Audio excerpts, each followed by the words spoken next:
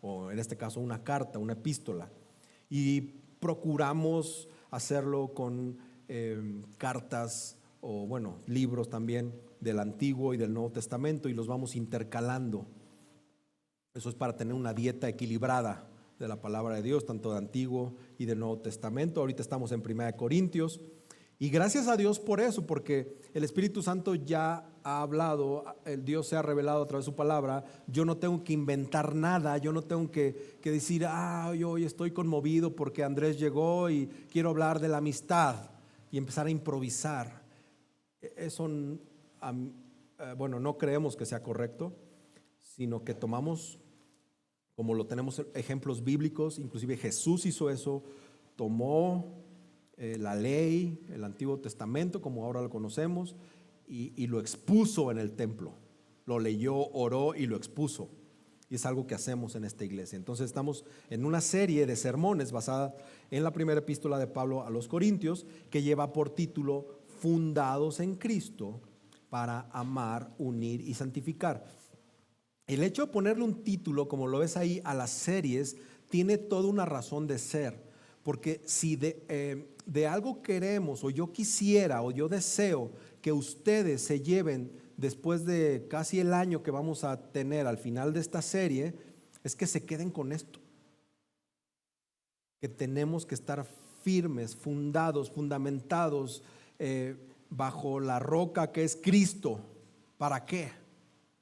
Para como iglesia poder amarnos, unirnos y santificarnos. Ese es el objetivo de lo que considero es necesario que ustedes sepan de esta carta y el objetivo de predicar esta carta. ¿Ok? Así que abre tu Biblia, vela preparando en el capítulo 8 de 1 Corintios. Hoy vamos a ver todo el capítulo, es un capítulo corto.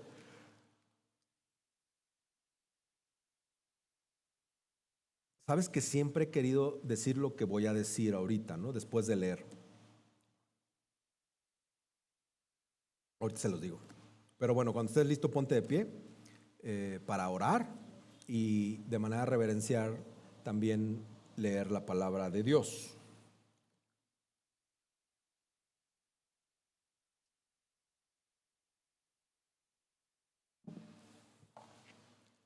Si alguien no tiene Biblia, podemos prestarle una.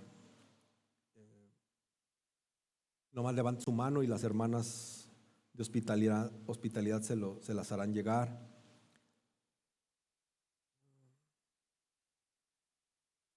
Primera de Corintios 8, amén. Oremos, hermanos. Bendito y amado Dios, te damos gracias porque un domingo más, una semana más, tenemos la oportunidad de venir y ser expuestos a tu palabra. Señor, que esta mañana tu Espíritu Santo transforme nuestros corazones y nos vuelva a las sendas de Cristo, a lo que a ti te agrada, Señor, porque constantemente nos desviamos de tus caminos y necesitamos escuchar tu palabra predicada, orada, leída, y que tú nos hables a nuestros corazones. Es trascendental para nuestra vida, Señor. Sin ti no podemos. Así que por favor, háblanos esta mañana. Que sea el Espíritu Santo hablando a la iglesia. Gracias, Señor. Y que los que estamos aquí no salgamos igual, sino que salgamos motivados y transformados por el poder de tu palabra, Señor. Gracias, Señor. Gracias por tu fidelidad. Amén. Primera de Corintios 8. Y esto es lo que quería decir. Esto lo decían los profetas, no porque yo sea profeta, okay. Pero es importante esto. Iglesia amada, esta es la palabra de Dios y tenemos que dar gracias a Dios por ello. Primera de Corintios 8. Dios dice así: en cuanto a lo sacrificado a los ídolos, sabemos que todos tenemos conocimiento. El conocimiento envanece, pero el amor edifica. Si alguien cree que sabe algo, no ha aprendido todavía como debe saber. Pero si alguien ama a Dios, ese es conocido por él. Por tanto, en cuanto a comer de lo sacrificado a los ídolos, sabemos que un ídolo no es nada en el mundo y que no hay sino un solo Dios. Porque aunque haya algunos llamados dioses, ya sea en el cielo o en la tierra, como por cierto hay muchos dioses y muchos señores, pero para nosotros hay un solo Dios, el Padre, de quien proceden todas las cosas y nosotros somos para Él, y un solo Señor Jesucristo, por quien son todas las cosas y por medio de Él existimos nosotros. Sin embargo, no todos tienen este conocimiento, porque algunos, estando acostumbrados al ídolo hasta ahora, comen alimento como si éste fuera sacrificado a un ídolo, y su conciencia, siendo débil, se mancha. Pero la comida no nos recomendará a Dios, pues ni somos menos si no comemos, ni somos más si comemos. Pero tengan cuidado, no sea que esta libertad de ustedes de alguna manera se convierta en piedra de tropiezo para el débil. Porque si alguien te ve a ti, que tienes conocimiento, sentado a la mesa en un templo de ídolos, ¿no será estimulada su conciencia si él es débil a comer lo sacrificado a los ídolos? Por tu conocimiento se perderá el que es débil, el hermano por quien Cristo murió, y así, al pecar contra los hermanos y herir su conciencia cuando esta es débil, pecan contra Cristo. Por tanto, si la comida hace que mi hermano caiga en pecado, no comeré carne jamás, para no hacer pecar a mi hermano. Amén. Pueden tomar su asiento.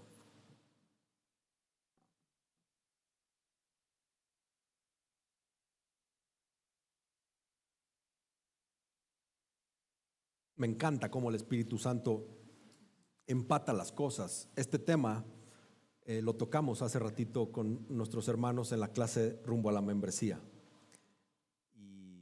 Y no estaba programado tener esta clase hoy y que yo predicara esto.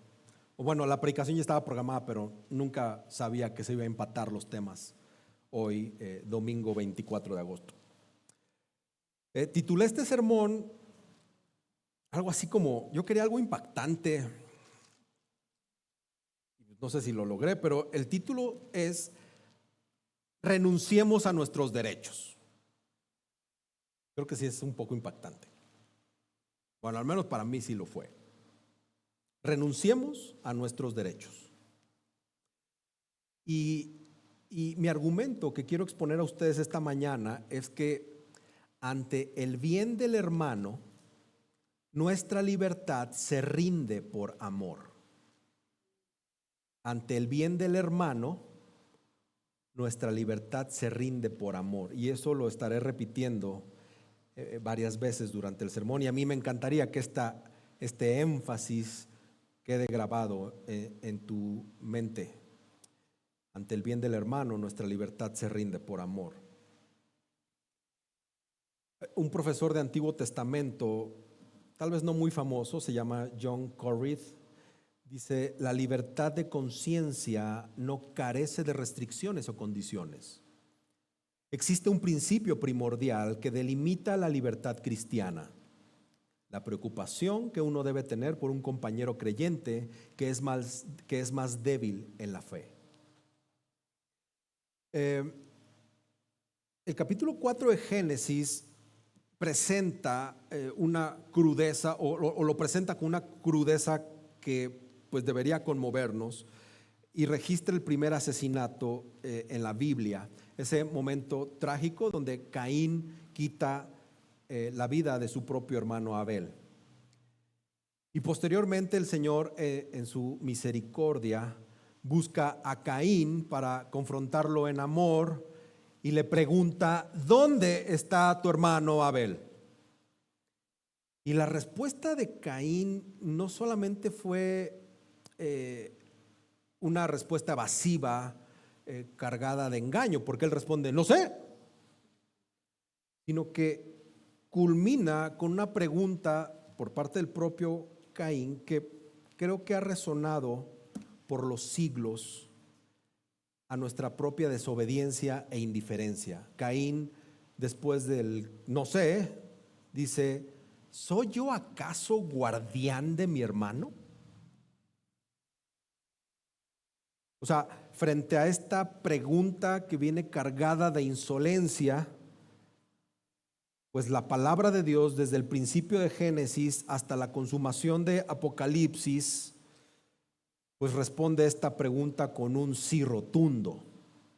Sí, sí somos guardianes de nuestros hermanos. Y la palabra de Dios, las escrituras, las santas escrituras, nos enseñan de manera consistente o de manera constante que nosotros sí somos, por designio de Dios, los guardianes de nuestros hermanos y nuestras hermanas. Sí lo somos. Hay un llamado de amar y proteger al prójimo indiscutible, radical. ¿Por qué? Porque es radical, porque son enseñanzas del propio Señor Jesucristo, quien lleva esta máxima de instruirnos.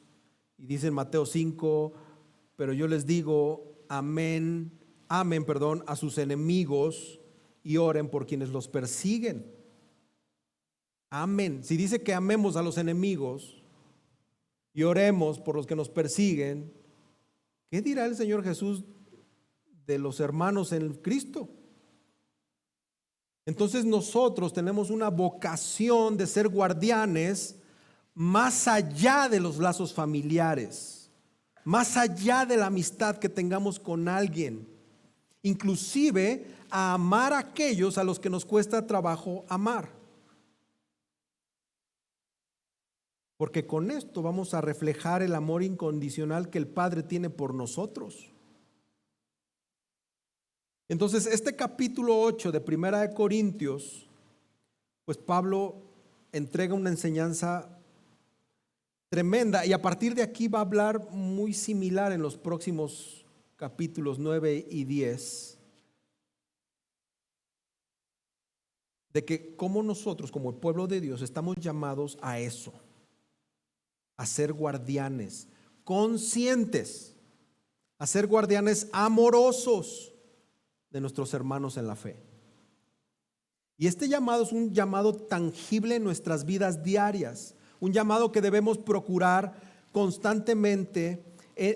Debemos procurar el bienestar constante, o constantemente buscar el bienestar espiritual, físico de nuestros hermanos. Y esto es por amor,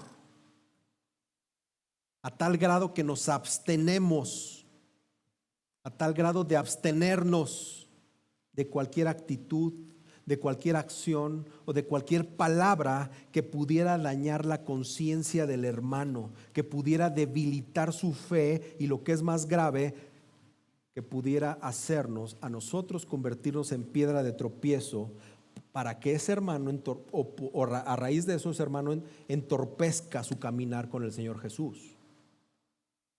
Entonces esto es un principio rector para nuestra conducta, un principio que debe de ser invariablemente para el bien espiritual del hermano.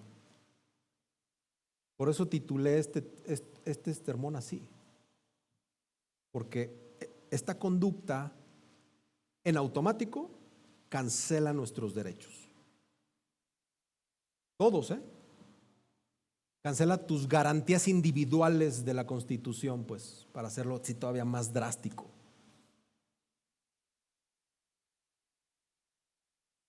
En este capítulo, el Espíritu Santo nos está hablando por medio de Pablo. Es Dios mismo quien nos está hablando ahora mismo por lo que escribió Pablo, que fue inspirado por el Espíritu, escribe un marco de convivencia entre los creyentes. Esto es un sistema divinamente diseñado que trae contrapesos que protegen y que sustentan la relación entre hermanos. Y eso se convierte en pilares, pues así como esas columnas que sostienen este edificio. Columnas llenas de amor entre cristianos para que esto pueda suceder. El amor es como esa brújula que nos debe decir hacia dónde ir para con el hermano. Entonces, este pasaje tiene conceptos claves que se nos tienen que quedar grabados, como el saber o el conocimiento, la conciencia y el acto de tropezar a alguien. Acuérdate del énfasis: ante el bien del hermano, nuestra libertad se rinde por amor. Lo primero que quiero que pongamos mucha atención es que nuestras decisiones, mis decisiones, deben estar gobernadas por el amor cristiano. Gobernadas por el amor cristiano. Aún, hermanos, dentro de iglesias pequeñas como esta, donde todos nos conocemos, pues no siempre coincidimos en cuál es la mejor manera de vivir nuestra fe en medio de un mundo que está lleno de tentaciones y de idolatría. Algunos aquí podrán pensar que lo más importante es estudiar profundamente, leer libros, debatir teología y además tener siempre la respuesta correcta. Y otros podrían pensar que lo esencial es predicar el evangelio de una manera muy sencilla y no andar perdiendo el tiempo en discusiones. El problema de esto, mis hermanos, es que cuando uno de esos enfoques se convierte en motivo de orgullo, cuando algunos se sienten más sabios que otros, entonces el resultado llega, como lo hemos visto en Corintios, a la división, a las discusiones innecesarias y a heridas dentro de la iglesia. Y ya lo hemos visto, tenemos mucha experiencia en esto, hermanos. Creyentes que aunque aman al Señor fidedignamente o de manera fidedigna, terminan distanciados por querer demostrar que tienen más conocimiento. Cuando estas visiones tan diferentes en la vida cristiana conviven dentro de una misma iglesia, pues no es raro que surjan las tensiones, los conflictos y, como decía, pues las divisiones. El pastor Tim Keller, que ya está en la presencia del Señor, creemos, expresó claramente: hoy en día muchos cristianos, aún compartiendo doctrinas casi idénticas, están profundamente divididos de cómo relacionarse con una cultura que es cada vez más pagana, aunque esas diferencias a menudo se disfrazan de posturas políticamente adecuadas. Y el apóstol Pablo nos ofrece esta solución, como lo decía, para evitar que estas diferencias terminen en pleitos innecesarios.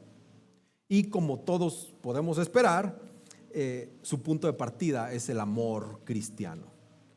Porque al final de todo, hermanos, la libertad que tenemos en Cristo nunca debe usarse sin freno, sino que debe de estar regulada y guiada por el amor. Tus libertades y tus derechos no las puedes usar sin freno. Como cuando se manejaban los carros, creo que todavía muchos traen freno de mano de palanquita. Ahora ya casi todos son digital y no sé muy bien cómo usar el freno de mano digital andando, pero cuando vas manejando con el freno de mano, con la mano en el freno de mano, así tenemos que andar nosotros usando nuestras libertades, con la mano en el freno o con el pie puesto en el freno. Porque, pon atención, el conocimiento por sí solo puede orgullecernos. Así de sencillo. Dice Pablo con una frase: en cuanto a, Pablo otra vez les empieza a responder preguntas que le habían hecho, que no tenemos las preguntas registradas tal cual, pero responde: en cuanto a, y ahora el problema son los alimentos sacrificados a ídolos. No solo la carne, habla de alimentos en general. Quiero darte un poquito de contexto porque esto es importante. todos los eventos importantes dentro de la vida doméstica y social de la época grecorromana, donde escribe Pablo esta carta, culminaban, eventos de la vida doméstica y social y religiosa, culminaban con el sacrificio de un animal. Eso era el centro de la adoración de todas las religiones paganas de esa cultura. Agarraban las patas del animal, las entrañas del animal, las quemaban en el altar, y después ese sacerdote, ya que le habían dado su parte a él, fuera de las patas y las entrañas, lo que sobraba, esa carne, le era devuelto a la familia que venía a presentar el sacrificio, y se convertía, era carne consagrada, pero esa carne consagrada se convertía en comida. Ya sea que hicieran, esto es un fiestón, así afuera del templo, presentaban esta comida, o los podían llevar a su casa y ahí hacían la comida, ¿no? Pero si no sucedía eso, esa carne se la llevaban al mercado y la vendían en el mercado. Entonces, si esa carne consagrada se usaba para el banquete dentro del templo, bueno, fuera del templo o en la casa de esta persona, esa persona obviamente invitaba amigos al templo o a su casa. Entre esos amigos, muy posiblemente había cristianos. Y entonces esos cristianos se enfrentaban a esa disyuntiva de comer carne sacrificada a los ídolos. O lo mismo cuando esa carne, ellos iban al mercado, llegaban a la carne, a la carnicería, no sé, inclusive Pablo habla esto en el capítulo 10, y ven carne sacrificada a los ídolos. Y no sabían qué hacer, si adquirirla o no adquirirla. Ese es el contexto.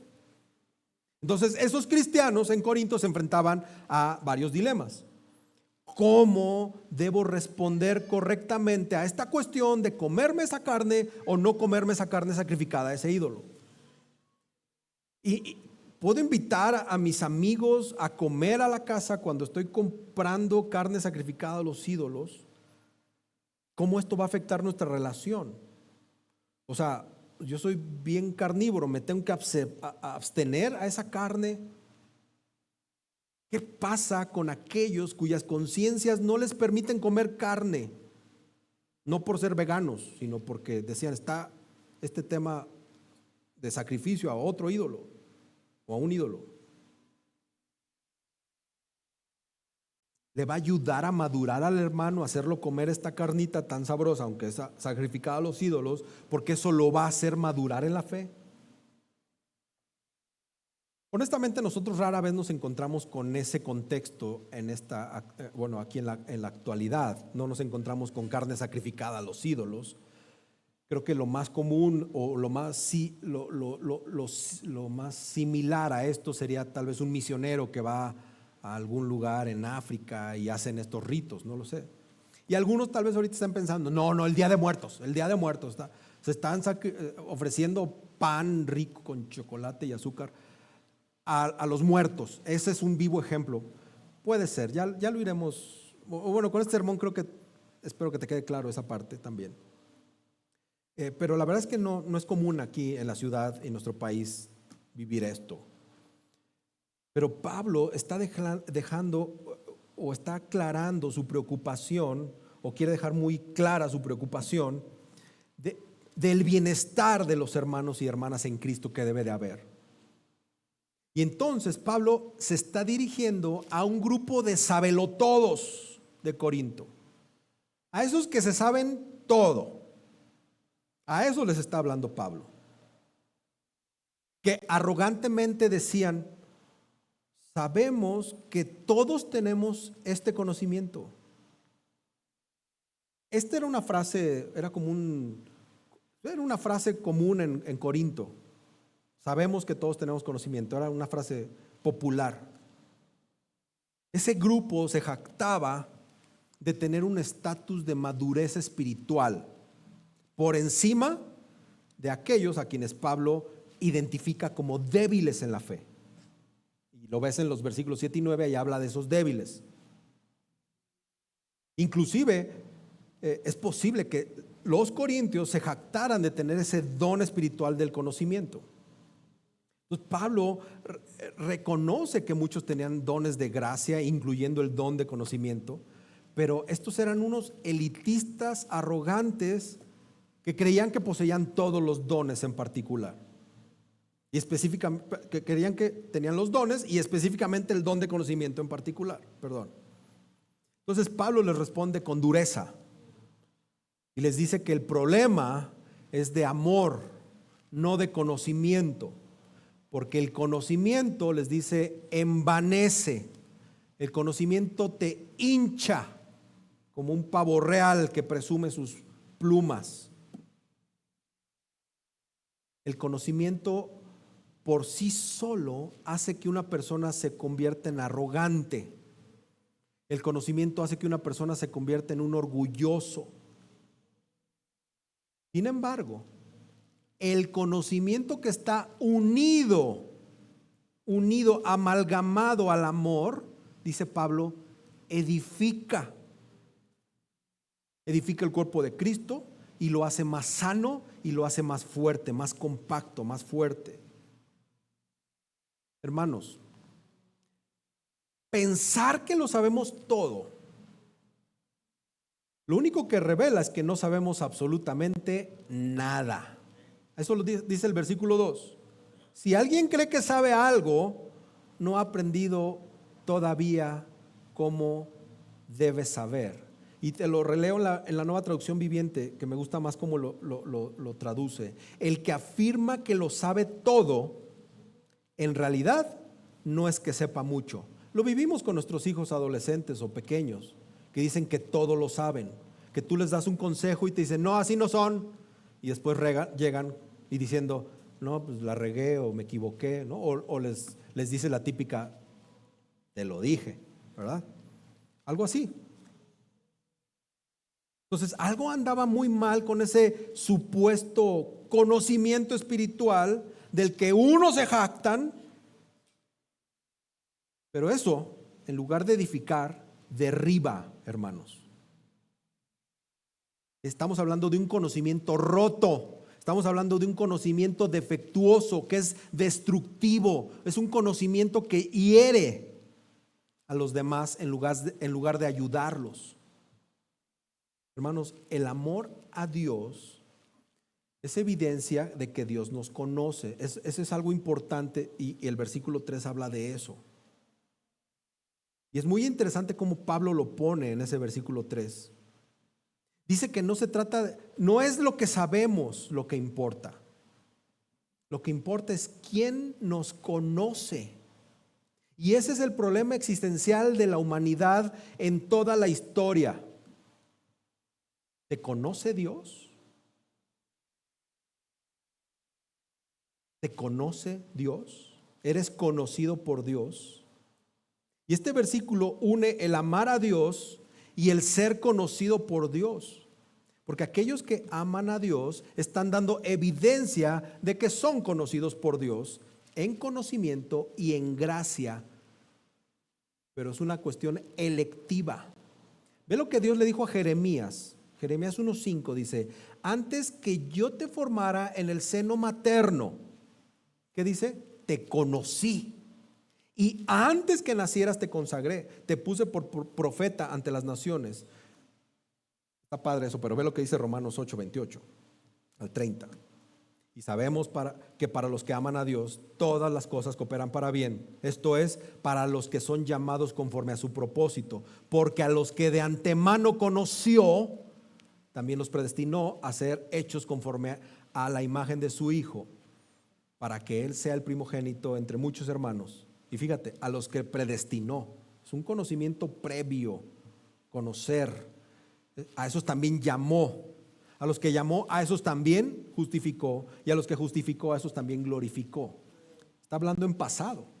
El Señor hizo eso en la eternidad pasada, por decirlo de una manera.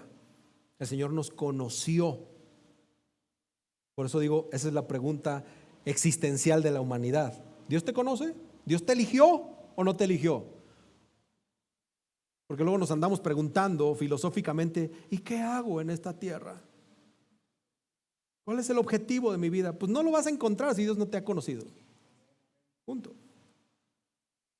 Entonces, además de esto, mis hermanos, amar a Dios nos lleva sobrenaturalmente a amar a los demás. Cuando tú amas a Dios, en automático tienes que amar a los demás. El Señor pone en ti un amor que no sabes de dónde sale, por ese que no cualquiera ama, y tú lo amas. Y eso lo hace especialmente aquí adentro, dentro de esta familia. Hermanos, el verdadero conocimiento se adorna. A mí me encanta mi esposa porque la mesa de nuestro comedor no es una mesa cualquiera, hermanos. Bien podría estar la mesa ahí pelona, gacha, pero ella la adorna. Le pone mantelito, copas, plato sobre plato, sobre plato del sobre plato, y la adorna. El verdadero conocimiento, hermanos, va adornado de humildad. O sea, que si tú te crees de ese sábelo todo, tienes que ser humilde. Y ese conocimiento además va acompañado de amor. Entonces, cuando tú te creas muy sábelo todo, tienes que decir, tengo que ser humilde y amoroso, si no, estás fuera. Porque si esas cualidades nos faltan, ese conocimiento que tenemos de Dios está aplicado incorrectamente. El amor, hermanos, es la firma, es la marca, es el sello del cristiano. Y el amor tiene a Dios supremamente como su objeto, o el amor tiene, o es el objeto supremo de Dios. Amarnos, eso es lo que el Señor quiere que hagamos, porque Él nos amó. ¿Y dónde representamos de manera suprema nosotros ese amor? Aquí, entre nosotros. Los que tienen conocimiento se podrán jactar de su conocimiento. Déjalo, hermano, déjala. Si sabe mucho, déjalo, que se jacte, ahí tiene su recompensa. Pero lo que es decisivo, hermanos, es si verdaderamente conoces a Dios y Dios te conoce. Si conocemos a Dios como debemos conocerlo a través de la fe en su Hijo, el Señor Jesucristo, pues no puedes evitar amar a nuestro Dios y a lo que Dios ha amado perfectamente, que es su iglesia. Entonces, esto viene o la consecuencia de esto es que no podemos evitar a aquellos por los que Cristo murió. Hermanos y hermanas de la fe. No, es inevitable. Entonces, el amor regula nuestra libertad. Regula nuestra libertad. Mira, quiero hacer un paréntesis. Dios te está hablando. Te está predicando la palabra. Pon atención, hermano. Por favor. No te distraigas. Pon atención. Te lo ruego. ¿Ok? Cierro paréntesis. Acuérdate de mi énfasis. Ante el bien del hermano, nuestra libertad se rinde por amor. ¿Ok? Lo otro que quiero mencionarles es que nuestras decisiones deben estar gobernadas por la verdad del Evangelio. Todas tus decisiones, no las espirituales, no las que tengan que ver con Coram Deo. Tus decisiones, punto, todas tus decisiones deben estar gobernadas por la verdad del Evangelio. A veces, hermanos, la teología tiene muy mala reputación. Algunos dicen que es aburrida, complicada, irrelevante. También dicen que es innecesaria o que solamente sirve para dividir. Y como decía, pues algunos dicen que solo se debe de predicar el Evangelio. Aunque no se dan cuenta que el Evangelio está completa y absolutamente cargado de teología ruda, o sea, de esa pesada. El Evangelio está cargado de teología. Pero lo que Pablo está haciendo en este capítulo es justamente lo contrario. Él utiliza la sana doctrina como una herramienta para guiar la vida diaria de la iglesia. Hermanos, la sana doctrina no es un lujo, es un recurso pastoral para guiar nuestras decisiones. No tienes que ser pastor para hacerlo. Me refiero a que aquí hay un llamado pastoral que Pablo está ejerciendo para que nuestras decisiones sean guiadas. La teología no es un fin en sí mismo, es un medio para vivir en amor, en unidad y en obediencia al Señor. Entonces, este argumento de Pablo es teológico y es pastoral. Y luego empieza a hablar de los incrédulos que adoran dioses falsos y señores falsos. Estos corintios entendidos, leídos, de alguna manera estaban correctos o estaban en lo correcto al afirmar que un ídolo no es nada y que solamente hay un Dios verdadero. Pablo no está rechazando el conocimiento, Pablo lo afirma, pero Pablo añade una perspectiva más completa a esto, porque dice que aunque los ídolos no tienen existencia real como dioses, eso no significa que sean inofensivos. Detrás de los ídolos hay poderes demoníacos que buscan desviar la adoración que solo le pertenece a Dios. Entonces puedes estar pensando en un ídolo de yeso, como puedes pensar también en el dinero como un ídolo. Siempre hay una acción demoníaca que quiere desviarte del lugar que solo le pertenece a Dios, de adoración a Dios. Y estos cuates, los demonios, bueno, no son nuestros cuates, pero esas cosas se la pasan acechando, actuando, y utilizan esos dioses falsos, señores falsos, para llevar a la gente a la adoración falsa, a una adoración lejana, del Dios verdadero. Entonces, sí, los demonios son reales y sí también pueden ser adorados. Y las herramientas favoritas de los demonios pues son los ídolos falsos, los dioses falsos, a los que los humanos les dan toda su lealtad, tristemente. En otras palabras, en realidad no son nada en cuanto a deidad, pero sí son algo con respecto al daño espiritual que pueden producir. Y es necesario hacer esta importante calificación teológica y pastoral que señala Pablo, especialmente porque aquí en esta iglesia hay bebés en la fe. Hay personas que han sido salvadas recientemente y personas que han sido rescatadas recientemente, quizá de idolatría pagana. Por eso es importante señalar esto. Deuteronomio 10:17 es una afirmación muy necesaria que necesitamos leer, porque el Señor su Dios es el Dios de dioses y el Señor de señores. Entonces solo hay un Dios verdadero, ¿verdad? Amén. Pero sería teológicamente incorrecto negar la existencia de muchos diosesitos y muchos señorcitos que son falsamente adorados en este mundo.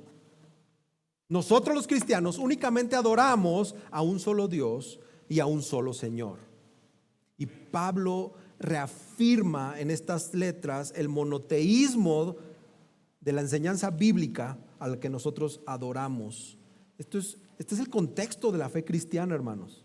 Estas palabras de Pablo prácticamente es una confesión de fe. Dice, para nosotros que conocemos la verdad, hay un solo Dios, el Padre. El Dios que es el principio y el fin. Lo cantábamos, el alfa y la omega de todas las cosas. De Él proceden todas las cosas y nosotros vivimos para Él, ¿verdad? Efesios 4:6 dice, un solo Dios y Padre de todos, que está sobre todos, por todos y en todos. Hay un solo Señor y ese Señor es Jesucristo.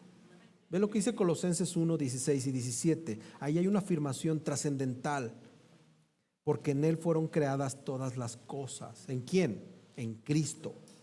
Tanto en los cielos como en la tierra. Visibles e invisibles. Ya sean tronos o dominios o poderes o autoridades.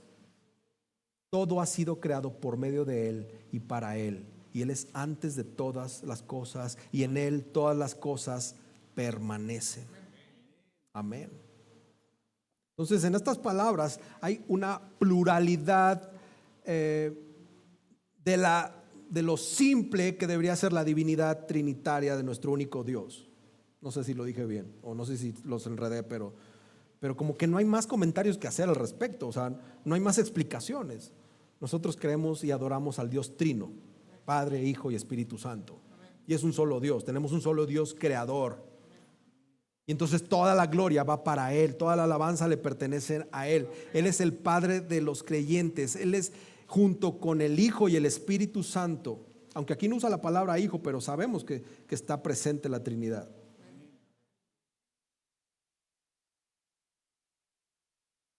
Siglos después, yo creo que estas palabras podría ser probablemente lo que después se manifestó o el antecedente del credo niceno, porque esto, hay muchos años después, afirma el credo: creo en un solo Dios, Padre Todopoderoso, Creador del cielo y de la tierra, y un solo Señor Jesucristo, Hijo unigénito de Dios.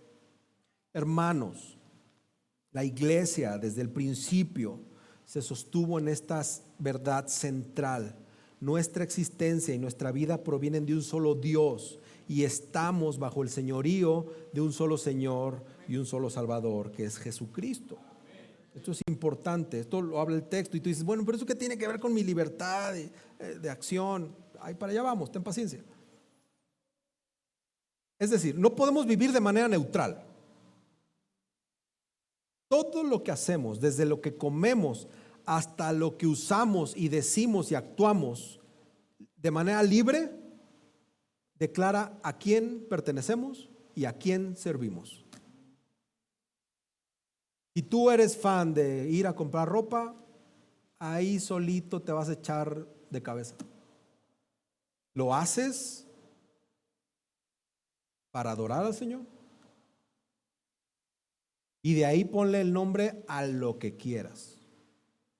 Eres fan de esto, eres fan del otro, eres asiduo a esto, a las compras, al gimnasio, a la abogacía, a tu profesión. No lo sé. Pero ahí, en cómo te desempeñas con las verdades que les acabo de decir, declaras a quién le perteneces y a quién sirves. Por eso Pablo nos recuerda que la teología verdadera no se trata de un debate intelectual, es una confesión que transforma nuestras vidas. Si creemos que todo procede del Padre y que todo lo que tenemos lo tenemos en Cristo, entonces una primer conclusión práctica clara es que nuestra libertad no nos pertenece. Fíjate todo lo que te acabo de explicar durante 36 minutos para decirte esto. Tu libertad no te pertenece. Tu libertad está sometida al señorío de Cristo. ¿Para qué? Nada más y nada menos que para el bien de la iglesia. Podría terminar el sermón aquí, pero no quiero. Una aplicación.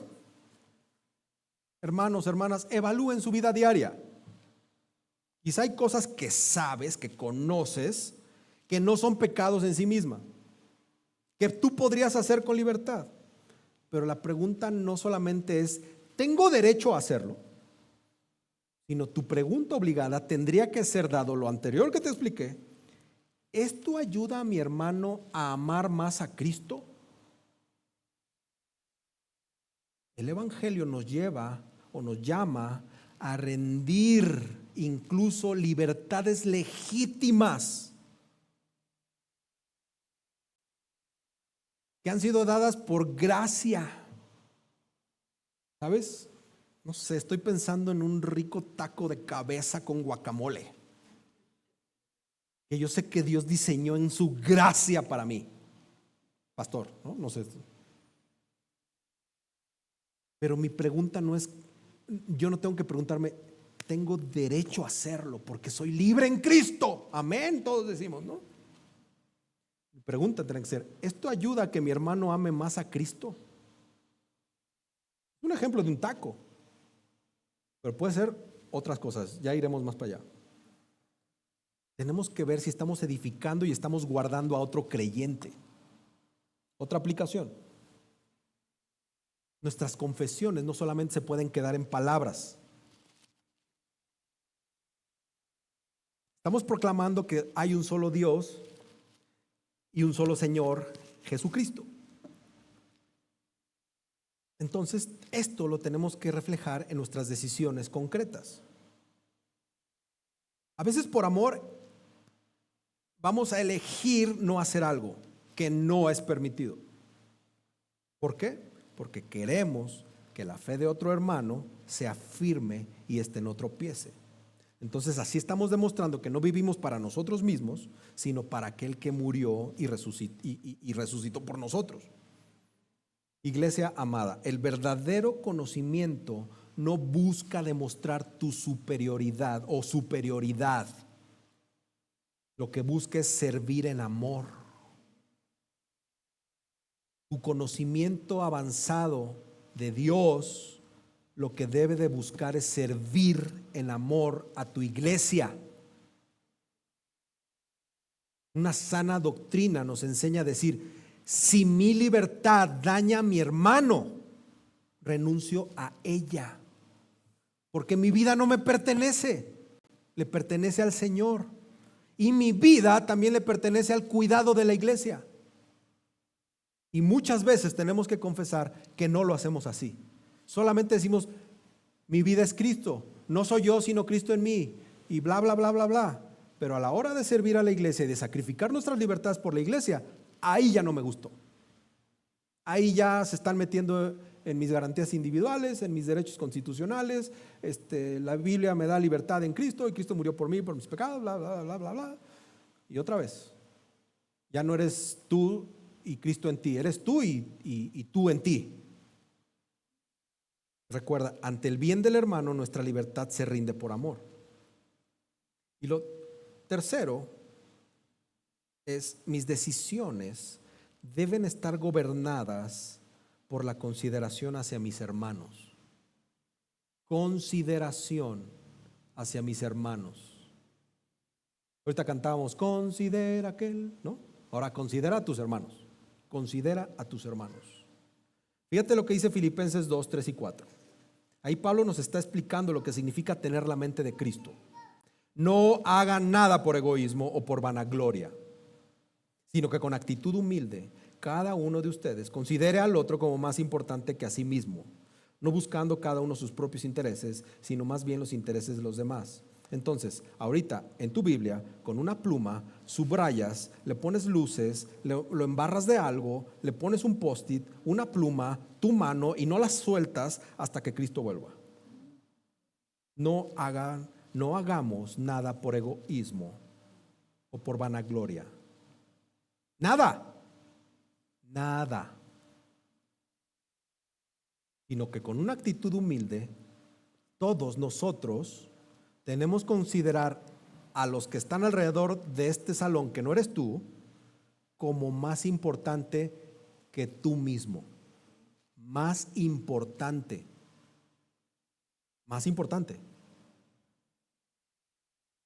Y pues bueno, no buscando tus propios intereses, sino buscando los intereses de los demás, porque ese otro es más importante que tú mismo. Entonces, básicamente Pablo está aplicando este principio de Filipenses a esta controversia que está arrastrando la iglesia de Corinto, básicamente. Lo primero, hermanos, que tenemos que hacer es no contaminar la conciencia de nuestros hermanos. No contaminar. A veces somos más tóxicos de lo que creemos. Y si nos vieran con una cámara de rayos gamma o de rayos térmicos, no sé cómo sea eso, cámara térmica, irradiamos toxicidad con nuestro pecado. Así andamos. Como, la caricatura esta, ¿cuál era? No me acuerdo, pero así. verdes de toxicidad.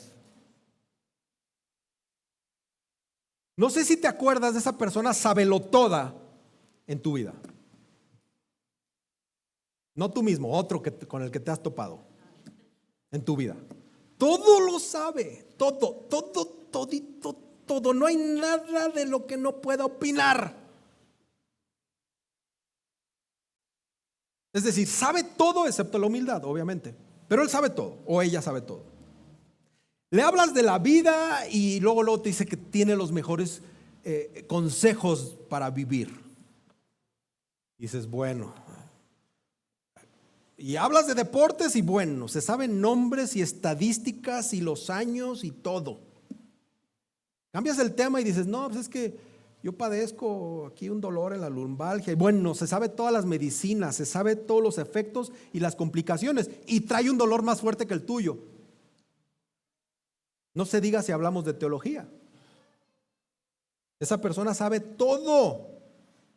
Es una erudita o erudito. A tal grado que parece que sabe casi el color de la tinta con la que escribió Pablo la carta.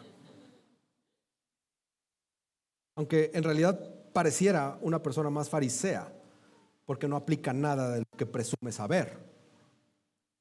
Bueno, pues esos sabelotodos o sabelotodas, corintios, pues afirmaban que todos los creyentes tenían conocimiento de que los ídolos no son nada. Dieron por hecho eso. Y Pablo le dice, no es cierto, no se equivoquen. Les dice en el versículo 7, no todos tienen ese conocimiento de que los ídolos no son nada y de que hay un solo Dios. ¿Cuántas veces hemos hecho eso? Asumir que el de al lado conoce lo que yo conozco. Algunos creyentes, hermanos, todavía son débiles en la fe, están creciendo en la fe. No importa que tengan 33 años en Cristo,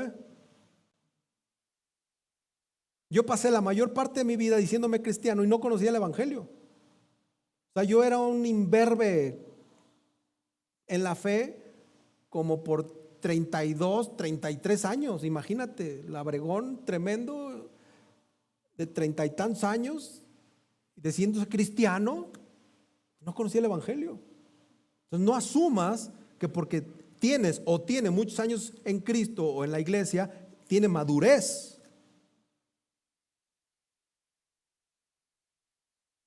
Es un hecho que la adoración de los ídolos que hemos tenido por años nos ha perjudicado. Todos nos hemos visto afectados por adorar ídolos. Todos, nadie se salva. Desde Sergio, que está allá de cadenero, hasta Byron, que está allá de portero, no sé qué seas, allá atrás, pasando por Ivón, y luego te vienes para acá conmigo y luego para allá. Todos hemos o estamos adorando ídolos. Entonces, cualquier cosa, hermanos, que perjudique a nuestros hermanos débiles en la fe, les puede dañar gravemente, contaminando sus conciencias y haciéndolos cuestionarse su estatus delante de Dios. Tanto los sabelotodos como los débiles necesitan instrucción de la palabra, instrucción que nos es proporcionada por el Espíritu Santo. Y ve lo que dice el versículo 8. Y lo voy a leer en otra versión para que quede todavía más claro. Es verdad que los alimentos no nos acercan más a Dios, pues no somos mejores por comer ni peores por no comer. Aquí le está respondiendo al que se puede echar sus tacos de cabeza enfrente del que no le gusta la cabeza. Y no eres tú más por comerte tu taquito y el otro no es menos por no comer el taquito. Tengo hambre, creo. Esos corintios, como nosotros, pasamos por alto ese punto clave. Y nosotros debemos preguntarnos siempre, ¿qué es lo más amoroso que puedo hacer por mis hermanos y hermanas en Cristo que les edifique en la fe? No sé cuánto tienes que no te hagas esta pregunta, pero esta pregunta lo tenemos que hacer seguidito. ¿Qué es lo más amoroso que puedo hacer por mi hermana, por mi hermano, para que esto la edifique o lo edifique? Y Pablo dice en el versículo 9, tengan cuidado. No sea que esa libertad de ustedes de alguna manera se convierta en piedra de tropiezo para el débil. Hermanos, que su libertad no haga tropezar a los que tienen una conciencia más débil. Aguas, cuidado, alerta, precaución, tóxico, no te acerques a eso. Y si ha sido piedra, si hemos sido piedra de tropiezo, a algunos pidamos perdón. Eso es muy delicado. Para Cristo es muy delicado, tal vez para unos no, pero para Cristo es muy delicado. Y todos los creyentes tenemos que reconocer, ya sean fuertes o débiles en la fe, que la seducción de la idolatría y nuestra susceptibilidad a ella es muy, pero muy peligrosa. Dice el versículo 10, porque si alguien te ve a ti, que tienes conocimiento, sentado en la mesa en un templo de ídolos, no será estimulada o edificada su conciencia si él es débil a comer lo sacrificado a los ídolos. Por mucho que sea tu derecho y tu libertad, si alguien te ve, no lo vas a estimular a pecar. Y ahorita es cuando todos aquí estamos haciendo un ejercicio mental de en la torre. ¿Cómo la hemos regado? Me pasé de lanza, me colgué.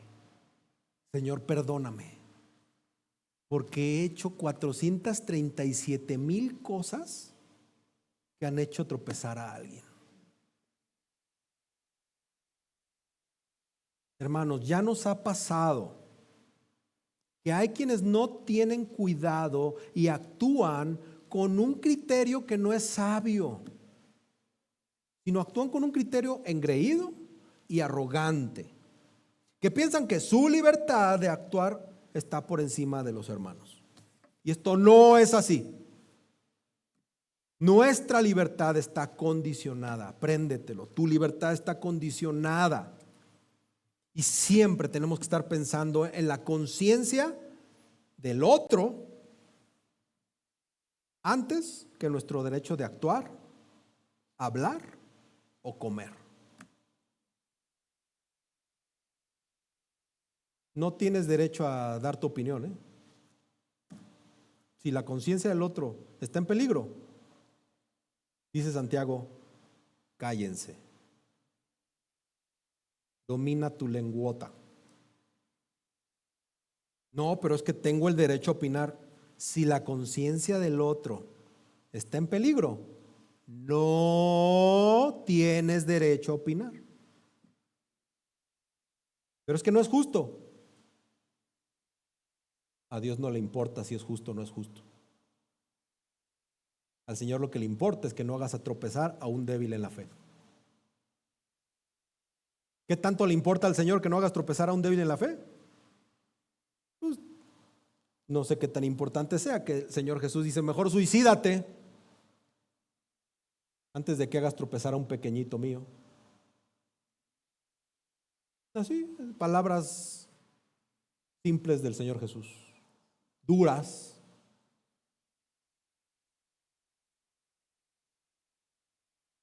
Entonces, sabelotodos que llaman a lo que le llaman derecho, Pablo le dice tropiezo. Hermanos, estamos hablando de asuntos muy significativos y asuntos potencialmente costosos para una iglesia cristiana donde siempre va a haber primerizos en la fe. Siempre. No, es que tengo 3 años de conocer al hermano y me fui al Base y me tomé una agua grande en un vaso grande con azúcar arriba, un agua así como color dorado. Está bien, es tu derecho. Tal vez no estás pecando en embriagarte, pero si el de al lado tiene una débil conciencia,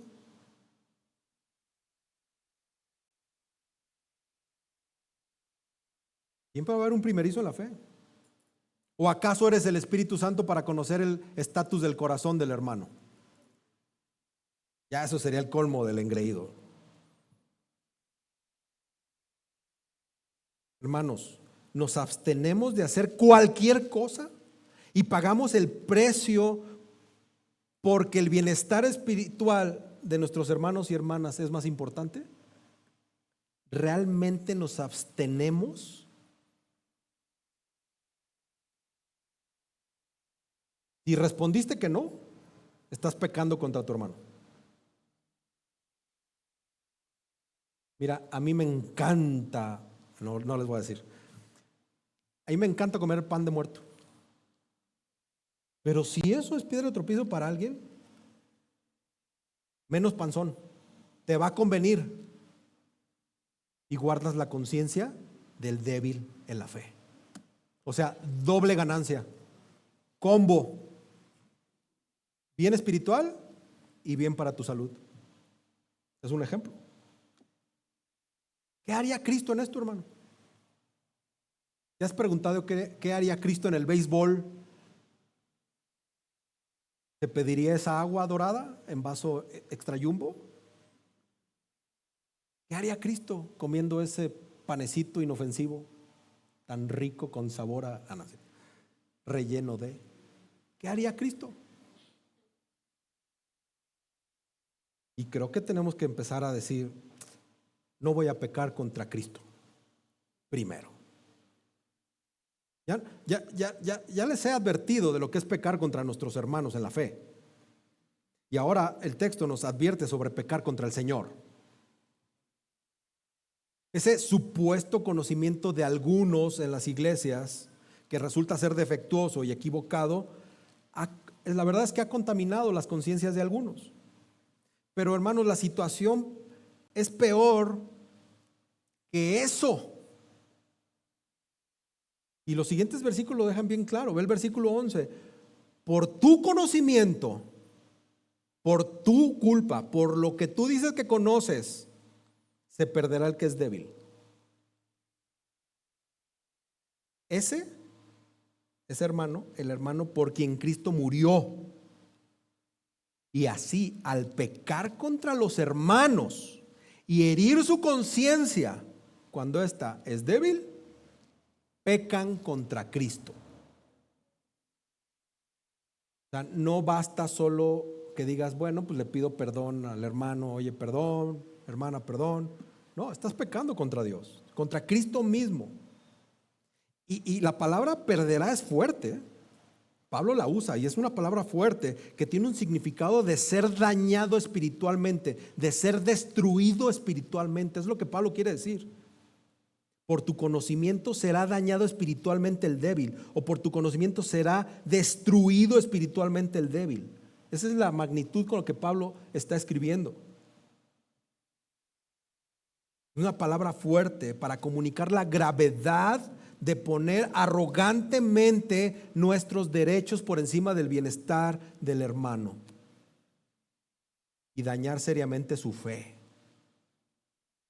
Hermanos, podemos arruinar la fe de alguien por una cosita que dijiste. Pero es que el taquito era así chiquitito, pero la bebida era así, solo 2 onzas reglamentarias. Puedes arruinar la fe de alguien. Y si tú o yo arruinamos la fe de alguien, estamos pecando contra Cristo. Cristo, quien murió por esos, por nosotros, por ellos y por nosotros. ¿Vale la pena salirte con la tuya y hacer alarde por tus derechos? ¿En realidad vale la pena? Es una pregunta, creo, muy seria la que tenemos que hacernos. ¿Vale la pena salirnos con la nuestra? Y pues Pablo lo que dice, pues no vale. Ve lo que dice el resumen del capítulo en el versículo 13. Por tanto, si la comida hace que mi hermano caiga en pecado, no comeré carne cuando me vea. No dice eso, ¿verdad? No comeré carne jamás para no hacer caer a mi hermano. No voy a ir jamás. No voy a tomar jamás con tal de no hacer caer a tu hermano. Y sustituye la palabra comida por lo que se te antoje, por el número de cosas que apliquen. Son palabras enfáticas y contundentes y directas de Pablo hacia la iglesia. ¿Por qué? Porque el amor lo supera todo, hermanos. El amor supera el conocimiento. El amor supera tus derechos, mis derechos. El amor lo supera todo. Tenemos la máxima que el Señor nos amó primero y nos amó con todo. Ese es el ejemplo. Acuérdate, ante el bien del hermano, nuestra libertad se rinde por amor.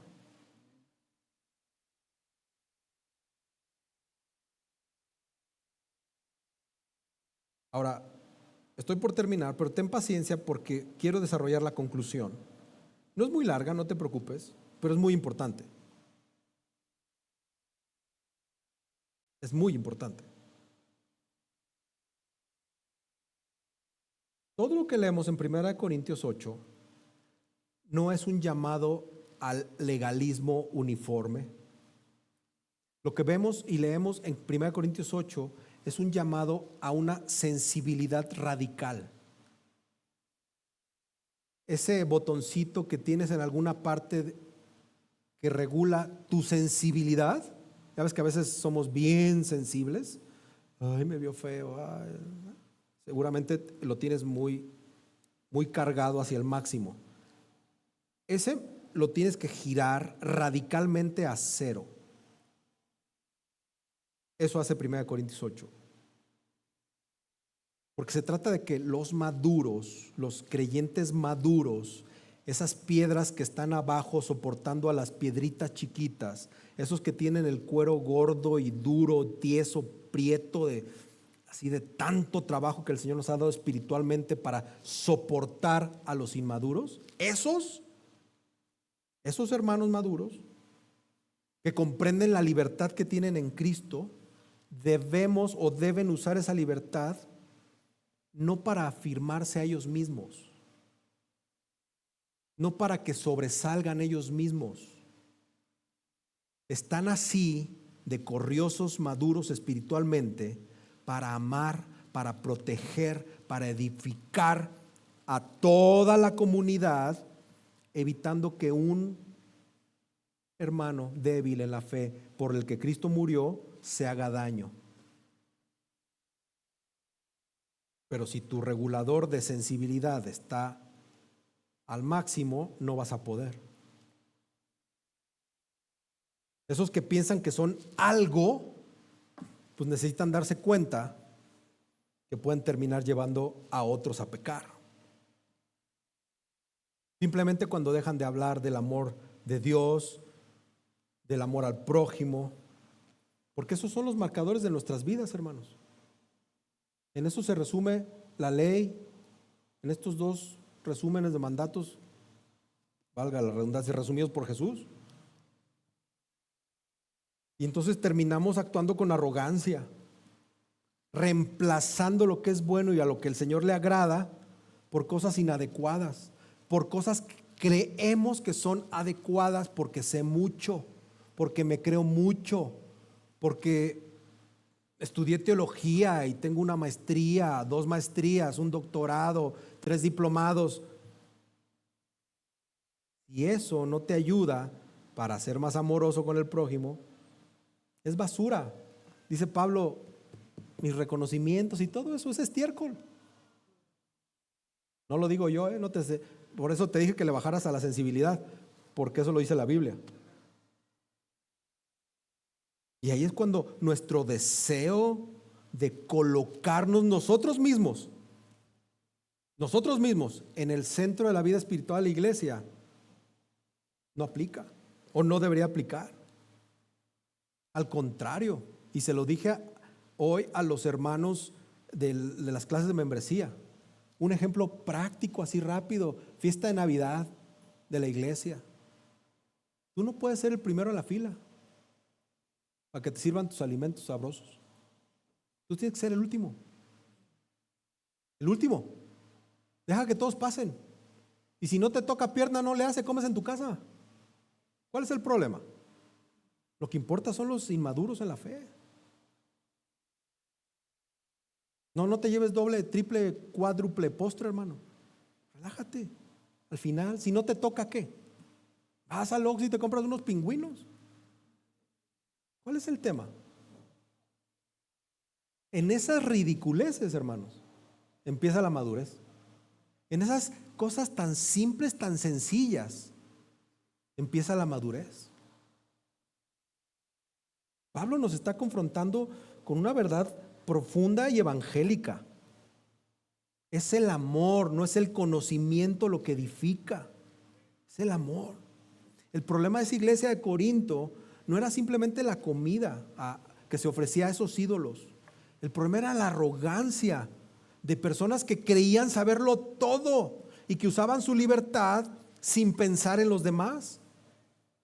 Hermanos, aquí el evangelio nos habla fuertemente. Cristo, quien es el verdaderamente único libre y que tenía todo el derecho, es el Hijo eterno de Dios, no se aferró a sus privilegios, hermanos. ¿Qué hizo? Voluntariamente se despojó de sí mismo. Dios mismo se despojó de Dios mismo. Cristo, ya lo leíamos, el que creó todo, el que es el Dios eterno, el que por él se sustenta el universo, se despojó. No se aferró a sus privilegios, voluntariamente se despojó. Tomó forma de siervo, se arremangó las mangas y se entregó en la cruz por nosotros. Jesús no contaminó nuestras conciencias. Al contrario, Jesús purificó con su sangre nuestras conciencias. Jesús liberó de la esclavitud del pecado nuestras conciencias. Nos dio la certeza de pertenecer a Dios. Es el evangelio. Cristo, siendo el Señor de todo, renuncia a sus derechos por amor a los débiles, como todos los que estamos aquí. Entonces, después de esto, ¿cómo vas a seguir usando tu libertad de una manera egoísta sin pensar en la fe de los otros hermanos y hermanas? Y mira, quiero ser muy puntual en 3 ejemplos que se me vinieron a la mente ayer, que estaba desarrollando el sermón. 1, redes sociales. Ya todos prestaron atención, ahora sí, ¿verdad? Bueno, espero que al menos a esto presten atención. Redes sociales. Un hermano de la iglesia o hermana, con libertad de conciencia, publica en sus redes, donde lo sigue toda la iglesia, publica fotos de la degustación de vinos a la que fue. Todavía pone una crítica positiva de los vinos y luego se fue al cine a ver una película que trae lenguaje y escenas fuertes y lo publica en sus redes, en todas, porque tiene todas el hermano. Y resulta que un nuevo creyente o alguien que viene de un trasfondo legalista lo ve y se escandaliza. ¿Cómo es posible? Porque aparte el cuate era líder. ¿Cómo un líder o cómo un hermano de Coramdeo que es maduro puede tomar alcohol y ver esas películas? Obviamente este hermano no sabe nada y no le bajó su volumen de sensibilidad. ¿Que no el cristianismo es más estricto? La conciencia de esta persona se va a la confusión, se va al juicio. ¿Cuál es la acción amorosa de este líder o hermana o hermano que le encantan las redes sociales? ¿Cuál es la acción amorosa que tiene que hacer? Pues esa persona con libertad, pues es tan fácil, tan sencillo como abstenerse de publicar ese contenido y reservar su experiencia de vida en contextos privados, con creyentes maduros, sin poner piedra de tropiezo a un débil. ¿Está claro? Sencillo. Otro ejemplo. Estilo de vida y forma de consumir. Un grupito de Coram Deo salen a comer después del culto, ¿no? Ya cargaron cajas, ya se cambiaron, pero pues deciden irse a Puyol porque pues tienen con qué, ¿no? Se van a un restaurante muy caro y luego comparten sus fotos de su comida en el restaurante muy caro en los grupos de WhatsApp de la iglesia. Tienen libertad de conciencia y lo hicieron. Pues resulta que un hermano que tiene dificultad económica o que tiene convicciones fuertes contra el consumismo, ve eso y se siente confundido. Y quizá pudiera pensar, pues esta iglesia es para ricos. O así se gastan el dinero los cristianos. Esa persona daña su sentido de confianza en la comunidad, su sentido de pertenencia en la iglesia. ¿Cuál es la acción amorosa? Seamos discretos con este tipo de actividades. Las puedes disfrutar, pero también puedes disfrutar de otras actividades sin ostentación e incluir a hermanos con diferentes realidades y con diferentes planes y los acercas a tu vida siendo accesible. Un hermano no le ha bajado a su selector de sensibilidad. No es cierto, ¿no? Otro ejemplo que se da mucho en las iglesias, me han platicado, la teología, ¿no? Unos hermanos de Coram Deo bien instruidos pues debaten abiertamente sobre temas complejos, ¿no? Como la evolución o la creación de Génesis, ¿no? 1 y 2. Pero resulta que va pasando por ahí un nuevo creyente que apenitas, él solo cree en Dios, o sea, apenas va a creer, yo creo en Dios y yo sé que Dios hizo la creación. Apenitas cree en la autoridad de la Biblia. Pasa por ahí, escucha el debate y se queda como sacadísimo de onda. Esa persona pudiera pensar, entonces la Biblia no es verdad. O sea que todo es relativo. ¿En qué puedo confiar? Y su fe frágil se tambalea. ¿Qué podría ser una acción amorosa de estos hermanos? Pues tener estas conversaciones en contextos adecuados, en discipulados autorizados y adecuados de grupos maduros, no en espacios abiertos donde pueden llegar a confundir a los débiles en la fe. Amén. Hermanos, no significa que nuestra fe se mide por cuánto sabemos, no se mide nuestra fe por ganar debates, no se mide nuestra fe por sentirnos más seguros que otros. Nuestra fe se mide por cuánto estamos dispuestos a renunciar por otros, por amor. Ahí sí se mide tu fe. Y el Evangelio de Cristo nos pregunta, ¿qué haría Cristo en mi lugar? Y pues la respuesta siempre va a ser la misma, buscar el bien de otro, aunque eso me cueste lágrimas, sudor, vergüenzas. Entonces, repito la exhortación que hace la palabra de Dios esta mañana, versículo 9, tengan cuidado. No sea que esta libertad de ustedes de alguna manera se convierta en piedra de tropiezo para el débil. Ante el bien del hermano, mi libertad, hermano, se rinde por amor. ¿Por qué? Porque conozco la cruz de Cristo. Y sé que el Señor Jesús se rindió por amor por mí. Y por eso soy salvo. Y por eso voy a estar en la eternidad con Él. Y por eso Dios me ama, por la obra de Cristo. ¿Por qué no oramos y nos ponemos en manos del Señor?